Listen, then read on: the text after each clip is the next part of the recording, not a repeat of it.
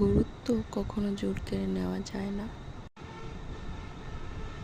যদি আপনি সত্যিই কারো জীবনের বিশেষ কিছু হন, তবে তা আচরণে বুঝতে পারবেন।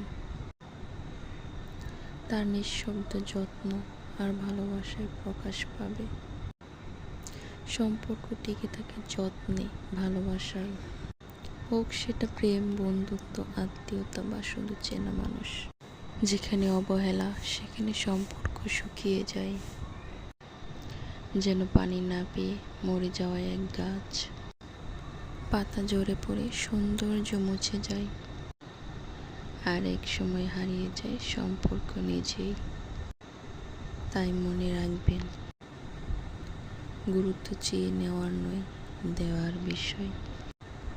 যদি কেউ দিতে না পারে, তবে নিজেকে ছোট নয়, সম্মান নিয়ে সরে আসাটাই সবচাইতে ভালো।